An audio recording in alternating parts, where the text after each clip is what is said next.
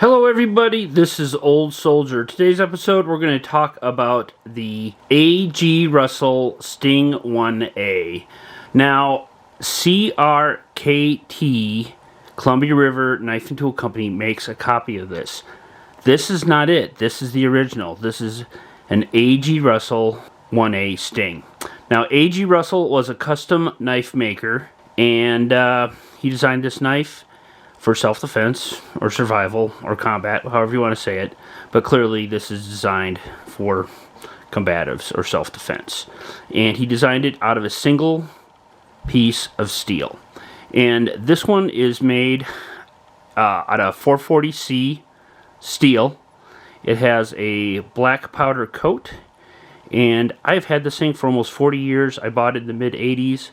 I want to say A.G. Russell's, they started production of these in the late 70s, and they ran until the late 90s. And I bought this for about 40 bucks. I think that's what they initially charged for them, and it was right around 40 bucks.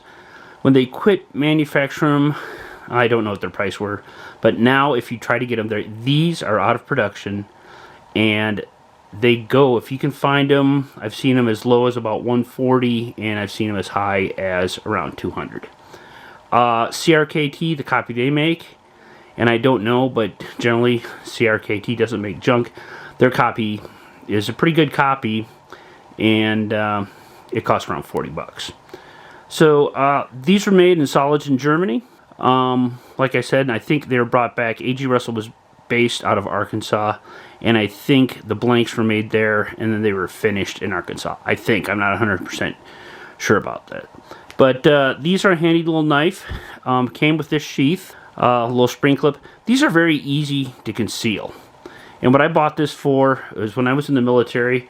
When I went overseas, I kept this on my person when I was out and about as a last-ditch self-defense weapon at various locales in the Caribbean, Europe, Middle East, and Asia. But, you know, that's why I bought it. And very easy to conceal.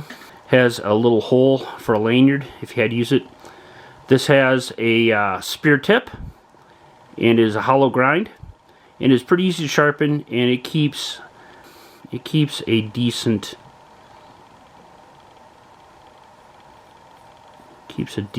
edge.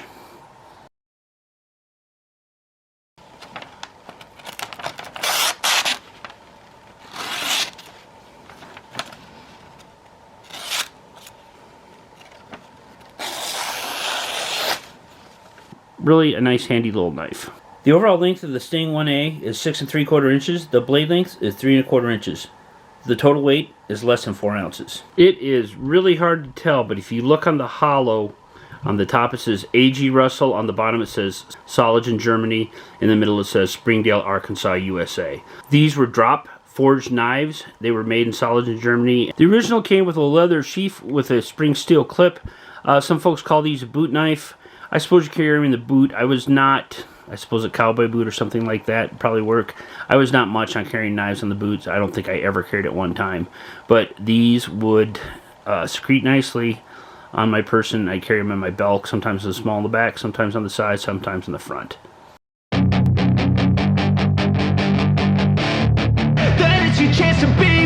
Hey kid, don't ever let them get inside your head. They'll tell you what to do in life instead of everything you know that you could get. Not its intended purpose, but it can peel potatoes, and as you noticed, it can cut them up quite thin. These things are very handy, easy to use, either in a fencing grip or an ice pick grip. Very handy, lightweight, one piece, almost impossible to break, or I shouldn't say that, very hard to break. The CRKT version is made of 1095C steel.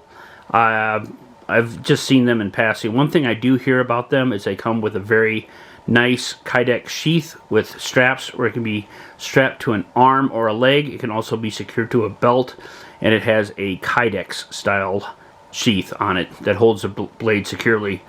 My absolute two favorite dedicated knife channel are Isaac's Knives of Knowledge and Legion Tactical.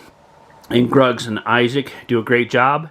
So maybe, I'm not much, I want to give them both a shout out, and I don't issue challenges, but hey man, both of those are great stations. Maybe one of them will consider doing episode on the CRKT copy of the Sting 1A. The Sting 1As were also popularized in the survivalist novel series by Jerry Ahern. They're good end-of-the-world fiction. The protagonist in the series, John Thomas Rourke, was a doctor, a former CIA case officer, and a weapons and survival expert.